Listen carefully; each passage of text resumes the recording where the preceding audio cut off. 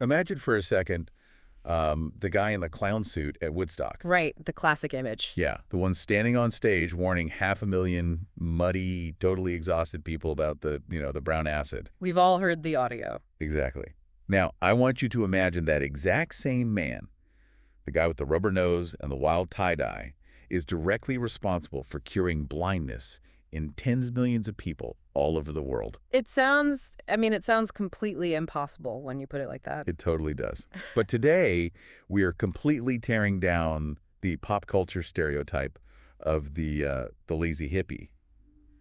You shared this fascinating stack of historical records with us for this deep dive, along with some incredibly vivid personal notes from a source who goes by the name Eclectic Scout. Yeah, the Eclectic Scout notes they're really special. They are.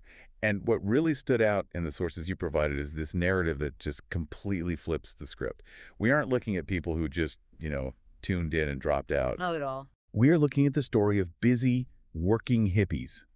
People who leaned in, rolled up their sleeves, and actually built lasting institutions to provide a better future for everyone. And that contrast right there is exactly what makes this deep dive so compelling to me. We are anchoring this entirely new perspective on one specific, highly recognizable figure. Right. But rather than starting with his massive public persona, your sources suggest a much quieter entry point. Eclectic Scout's notes actually begin with a very personal, serene encounter at Harbin Hot Springs. Yes, and for those who aren't familiar, Harbin Hot Springs is this retreat up in Northern California, known for its natural thermal pools and just a very meditative, restorative atmosphere. It's a very grounded place. Very. And Eclectic Scout shares this memory of being there and meeting someone they just describe as a lovely man. The notes paint this beautifully grounded picture. They are walking a labyrinth together, step by step in silence. Which is such an intimate, quiet moment of connection. Yeah. And then on another afternoon, this man is just sitting quietly, reading the poetry of Rumi aloud to them. They're hanging out with someone named John, learning the intricate folds of origami peace frames, passing around a homegrown smoke. Just a very classic, peaceful scene. Right. And Eclectic Scout describes the entire encounter as deeply peaceful, leaving them with an unforgettable sense of spiritual grounding. And that serene image, it makes the revelation of who this man actually is incredibly jarring. It genuinely does. Because this quiet, thoughtful man reading Rumi in a labyrinth is Hugh Romney Jr., born on May 15, 1936, which means, by the way, he recently celebrated his 90th birthday in 2026. Wow, 90. Yeah, but you won't find him in the history books under that name. No, the entire world knows him by a completely different moniker. Wavy Gravy. Wavy Gravy, the ultimate hippie icon. Right. The guy with the missing teeth, the colorful hats, the relentless cheerfulness. Okay, let's unpack this. Because if you know Wavy Gravy at all, you probably know him as the mascot of the counterculture. The funny guy who made stage announcements at Woodstock. Exactly. But what your sources reveal is that the clown persona is just the tip of the iceberg. The true legacy here is an astonishing, quiet lifetime of massive logistical coordination and global humanitarian service. He really is the absolute embodiment of the busy working hippie. Totally. And to understand the mechanics of how he operated, we need to re-examine his most famous cultural moment at Woodstock, because the public perception of what he was doing in that muddy field is completely backward. Because most people assume he was just, part of the entertainment. Right, just keeping people amused. Yeah, a colorful distraction while the bands changed out their gear. That is the costume, sure. Yeah. But beneath the tie-dye, you are actually looking at a masterclass in extreme logistical crisis management. Which sounds so counterintuitive. It does, but think about it. When the organizers of Woodstock realized what was happening, that nearly 500,000 people were descending on a rural dairy farm designed for maybe 50,000, they were staring down a literal catastrophe. Yeah, 500,000 people suddenly appearing in a field without infrastructure isn't a festival anymore. No. It's basically a small city experiencing a sudden refugee crisis. Precisely. The fences had fallen down, the highways were gridlocked for miles, there was virtually no sanitation, a massive shortage of food, and the medical tents were instantly overwhelmed. A total nightmare. It was a failure cascade on every logistical level, and in that moment of sheer panic, the organizers didn't turn to the National Guard, they turned to Wavy Gravy and his commune, the hog farm. Wow. They didn't ask them to juggle or tell jokes. They asked them to keep this pop-up city alive. And the details in the notes about this are just staggering. Mm. The hog farm immediately set up these massive free kitchens. Yeah. We're talking about sourcing, transporting, and cooking vast quantities of bulgur wheat, vegetables, and rice to feed hundreds of thousands of people out of nowhere. Out of absolutely nothing. And they organized volunteers to assist the medical crews who were dealing with, cut feet, dehydration, and really bad drug trips. Honestly, parsing through the logistics of what they accomplished, it sounds less like a music festival and more like an impromptu FEMA response team, just operating in fringe leather. The FEMA analogy is perfectly apt. They were doing the grueling, unglamorous work of urban survival. But their most critical contribution wasn't just the calories they distributed. Right. It was how they engineered the psychology of 500,000 exhausted, hungry, and heavily intoxicated people. Because in that environment, the potential for a massive riot or a deadly stampede is astronomically high. Normally, you'd bring in a massive police force to maintain order. But introducing a traditional armed police force into a crowd of 500,000 anti-establishment youth would have been, well, it would have been like throwing a match into a powder keg. Oh, it would have been a bloodbath. It would have triggered immediate violence. Instead, Wavy Gravy understood the behavioral dynamics at play. He created what he called the police force. The police force. I mean, just the name itself changes the dynamic. The philosophy was remarkably simple, yet tactically brilliant. If you approach a volatile situation with intimidation, you get resistance. Naturally. But if you treat people with respect, empathy, and humor, you short-circuit their defensiveness.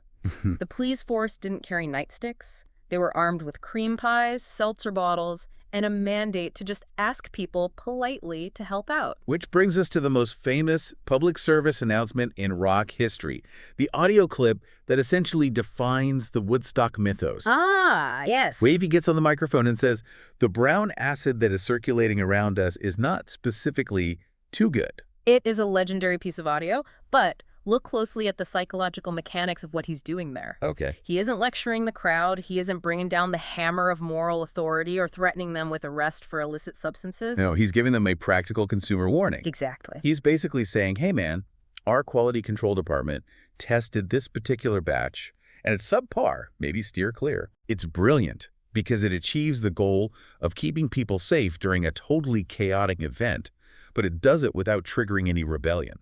It treats the crowd as a community that needs to look out for itself, rather than a mob that needs to be controlled. Yeah. Woodstock could have easily gone down in history as a tragic, violent disaster like Altamont did just a few months later. But because of the hog farm and this police force mentality, it became one of history's most peaceful mass gatherings. And that peace was not an accident of the cosmos. It was the direct result of hard work and a very specific philosophical approach to human behavior. How you diffuse tension is a science, which shifts our focus from what he achieved at Woodstock to the broader mechanics of his activism. Right. How exactly does a guy in a clown suit manage to maintain authority and order? Okay, here's where it gets really interesting, because the sources dive deep into this specific strategy, describing it as activism through joy. Activism through joy, yeah. Wavy didn't just put on a red nose for a laugh. He actually discovered his calling as a clown when he was visiting children's hospitals. He realized the sheer disarming power of the persona. It's amazing. And he has this fantastic, incredibly revealing quote where he says, "I discovered police didn't want to hit clowns." What's fascinating here is the behavioral psychology embedded in that realization. It really is a form of conversational judo, or like this impenetrable emotional armor. Think about the late 1960s. You have a lot of protests turning violent. Oh, very violent. The authorities are trained and ready to deal with a clenched fist or an angry shouted slogan. They know the script for a riot. But if you show up to a tense standoff wearing a rubber nose and carrying a rubber chicken, You completely short-circuit their neurological response mechanism. exactly, the brain expects a threat, gets absurdity instead, and it forces a cognitive reset. You simply can't look tough or justify lethal force when you're beating up a clown. He was strategically lowering the defenses of everyone around him, forcing de-escalation. It represents a complete rejection of the prevailing activist mood of that era.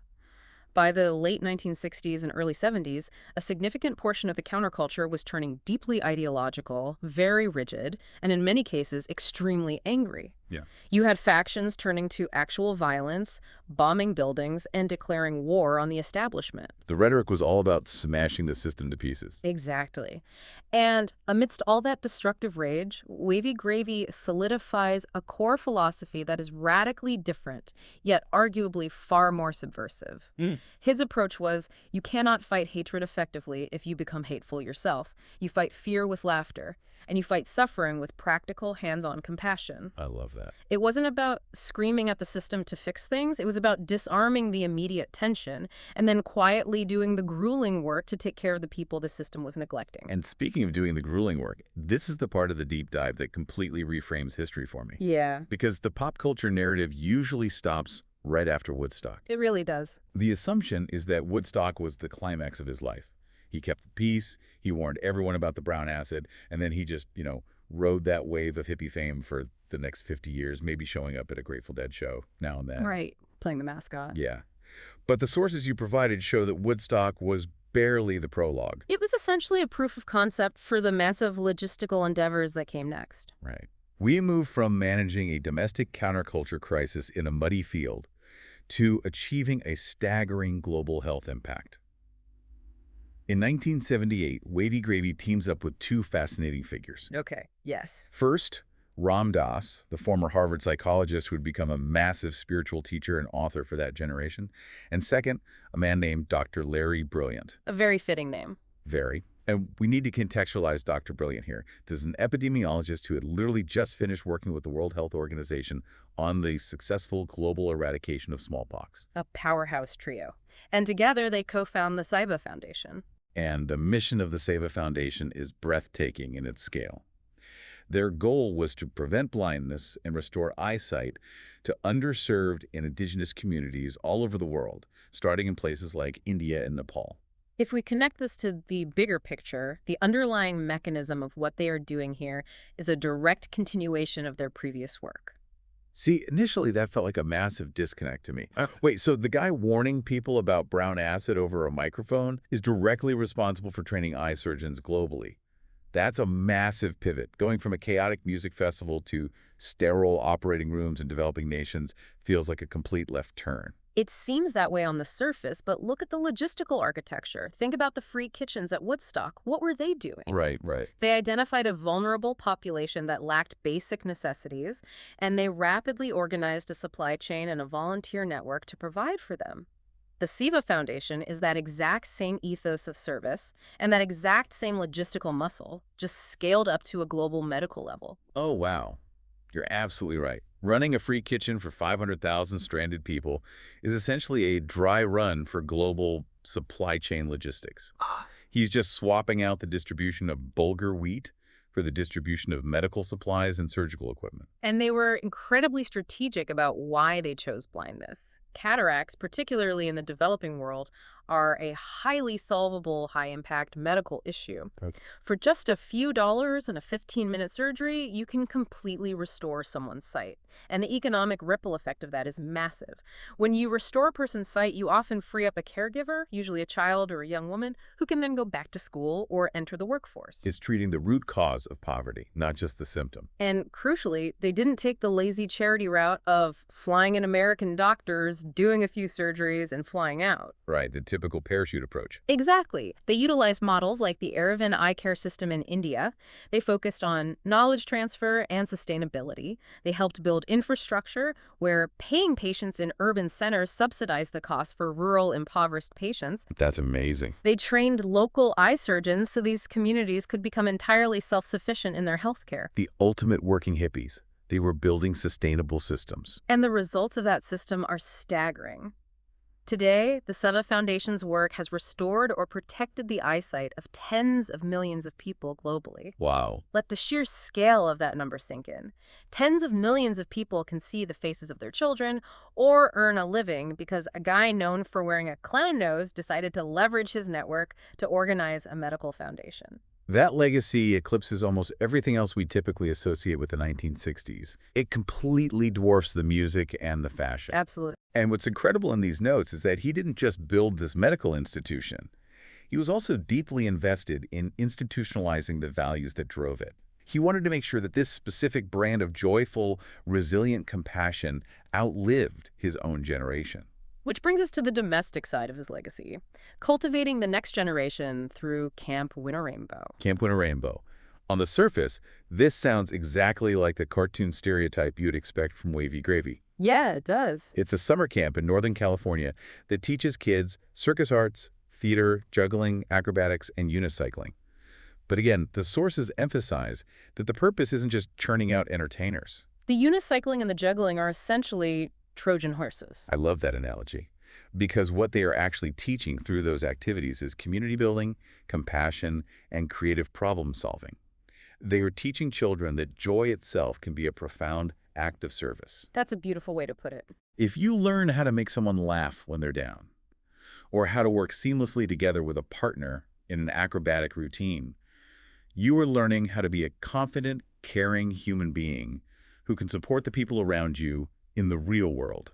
Consider the mechanics of learning to ride a unicycle. It requires intense discipline. I can't even imagine. You do not learn it without falling down 100 times in front of other people. You have to get back up, laugh off the failure, and try again. It teaches resilience, but a very joyful, non-punishing kind of resilience. And the way this camp was financially sustained is such a perfect slice of cultural synergy. For years, a significant portion of the scholarships for kids from disadvantaged backgrounds to attend this camp were funded by the proceeds from Ben & Jerry's Wavy Gravy ice cream flavor. I remember that flavor. Right, the culture literally feeding back into the community. Which is incredibly fitting because while he never actively sought out traditional mainstream validation, he has slowly, over decades, accumulated a massive wall of recognition for this lifetime of work. The accolades you shared in the notes are impressive.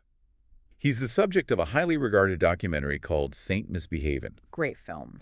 And for his 90th birthday this year, in 2026, there was a massive benefit concert held in his honor. And the lineup wasn't just old hippies. It's a testament to the broad respect he commands across the industry. Steve Earle, Todd Rundgren, Ricky Lee Jones, Maria Muldaur, Cat Power. That's a serious lineup. And to cement it all in the historical record, the governor of California, Gavin Newsom, officially proclaimed May 16, 2026 as Wavy Gravy Day, specifically to recognize his decades of humanitarian work and community building. But I think the most vital takeaway from all of these sources is that Wavy Gravy is not a lone, eccentric outlier. He is simply the most visible representative of a massive, often completely overlooked network of people. The wider tribe, as Eclectic Scout refers to them in the notes. Yes, a sprawling network that includes the Grateful Dead community, the organizers of the Oregon Country Fair, Ram Dass, Dr. Larry Brilliant, the entire hog farm commune. Yeah. This was an entire faction of people who didn't just sit around talking about the utopian ideals of the 1960s. When the mainstream cameras packed up and went away, and the pop culture narrative eagerly moved on to disco or punk rock, this network quietly stayed behind. They kept working. They kept working. They transformed those abstract ideals of peace and love into tangible, lasting cultural and humanitarian institutions. It is one of the most remarkable and, frankly, least accurately told stories in modern American history. So what does this all mean? Well, for you listening, it's an invitation to really reflect on the historical assumptions we all carry. We are so conditioned to accept the story of the 1960s as being defined by tragic celebrity musicians dying young, or by angry, destructive protests that ultimately fizzled out. We really are. We look at the tie-dye and the peace signs and we just see a Halloween costume of a lazy era. But the deep dive into your sources proves there was an entire faction dedicated to service over celebrity. They actively chose community over competition. They chose practical, roll-up-your-sleeves logistics over mere ideological talk. They were the busy, working hippies who actually succeeded in building a better future for millions of people. This raises an important question, and it's something I think we should leave you to mull over today. If the ultimate, most effective rebellion of the 1960s wasn't dropping out, but rather leaning in to build sustainable medical systems that literally restored sight to tens of millions of people, how might that change the way you judge the seemingly strange or unconventional subcultures around us right now? That's a great point. Who are the brightly colored clowns of our current era, the ones society is quickly dismissing as just a cartoon caricature, who might actually be doing the quiet, heavy lifting to save the world? It really forces you to look at things differently. The next time you see someone who looks totally out of place, maybe folding an origami piece crane or cracking a joke when everyone else is shouting, don't just write them off. They might just be the one holding the entire infrastructure together. Please click like and then subscribe. Also share this video with your friends. Thank you.